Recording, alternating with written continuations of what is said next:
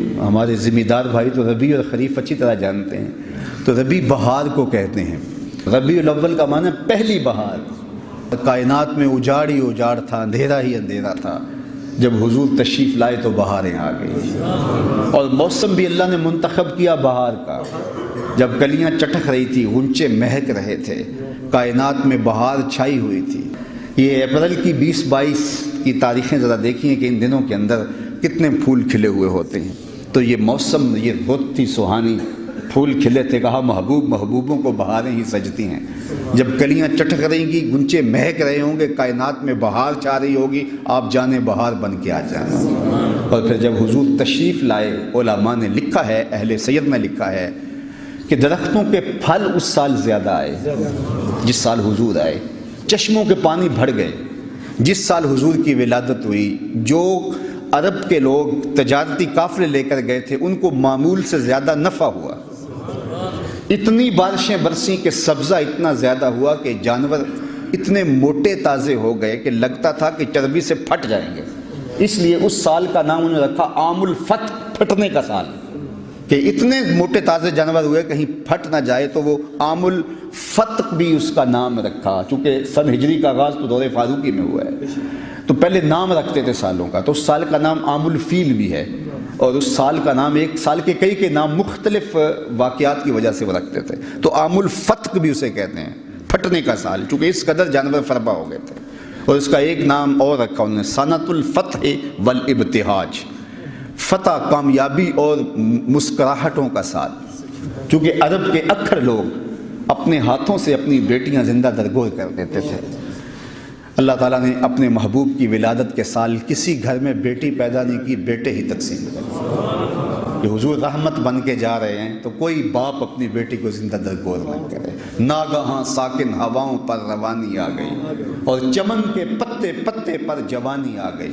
آج زانوئے ازل نے صبح پہ انگڑائی لی، اور مسکرا کر ایک کرن نے ہاتھ میں شہنائی لی۔ مخزن اسرار قدرت کے امی پیدا ہوئے، غل ہوا دنیا میں ختم المرسلی پیدا ہوئے۔ محمد مصطفیٰ آئے، بہاروں پر بہار آئی، زمین کو چومنے جنت کی خوشبو بار بار آئی۔ خرام ناز پایا آفتابوں نے، ستاروں نے، چٹخ گنچوں نے پائی، داغ پائے لالا زار نے۔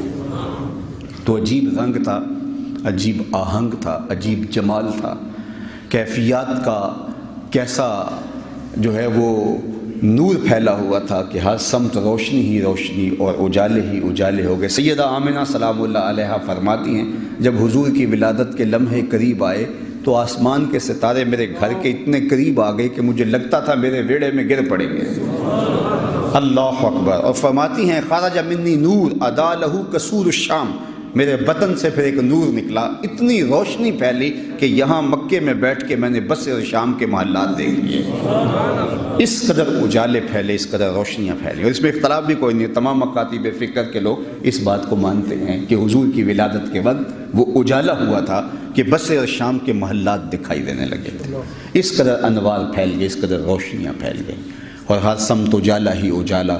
شرق کے جانور غرب کی طرف بھاگ پڑے، اور غرب کے شرق کی طرف بھاگ پڑے، اور آپس میں ملتے تھے اور ایک دوسرے کو مبارکیں دیتے تھے۔ مبارک ہو حضور آ گئے، مبارک ہو حضور آ گئے۔ خوشیاں منائی جا رہی تھی، کائنات پر ایک کیف تھا، کعبہ جھوم رہا تھا، فرشتے جھوم رہے تھے، پورے تقدیس کے، رب کی ثنا کے، حمد کے گیت گا رہے تھے، کائنات درود و سلام پڑھ رہی تھی، اشجار بھی جھوم کے الفت کے ترانے گا رہی تھی، جنت سجائی جا رہی تھی، جہنم بجھائی جا رہی تھی، کائنات کے اندر ہر سمت حضور کی آمد کا غلغلہ تھا۔ اجالے ہی اجالے تھے، روشنیاں ہی روشنیاں تھیں، نور ہی نور تھا۔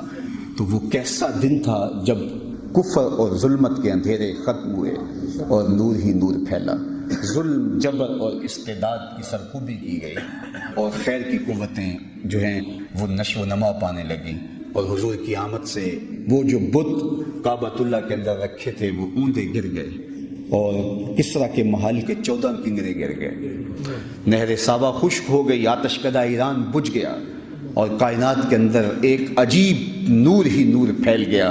جا محمد جا رسول اللہ، کیسا منظر تھا، حضور آ گئے، اللہ کے رسول آ گئے۔ تو اہل ایمان کے لیے یہ مسرتوں کا موقع ہے، یہ خوشیوں کا عالم ہے۔ تو اللہ ہمیں حضور کی آمد کے تذکروں قتادہ بن ملحان رضی اللہ تعالیٰ عنہ حضور کے صحابی ہیں. تو ایک دن وہ حضور کی خدمت میں حاضر ہوئے، دریائے رحمت جوش میں تھا. حضور نے شفقت سے ان کے منہ پہ اپنے ہاتھ پھیر دیے. قتادہ بن ملحان کا چہرہ روشن ہو گیا. اللہ اکبر. حضرت علا فرماتے ہیں کہ میں قتادہ بن ملحان کو ملنے گیا جب ان کی زندگی کے آخری لمحات تھے، ان کا حال پوچھنے گیا. تو چارپائی کے اوپر وہ لیٹے تھے اور ان کو تکیہ دے کر کے بٹھایا گیا اور میں ان کی پائنتی پر بیٹھا ہوا تھا، اور گھر کے دوسرے کنارے سے میری پشت کی جانب سے کوئی گھر کا فرد گزرا. فَأَبْصَرْتُهُ فِي وَجْهِ قَتَادَةَ، تو میں نے گزرنے والے کے عکس کو حضرت قتادہ کے چہرے میں دیکھا.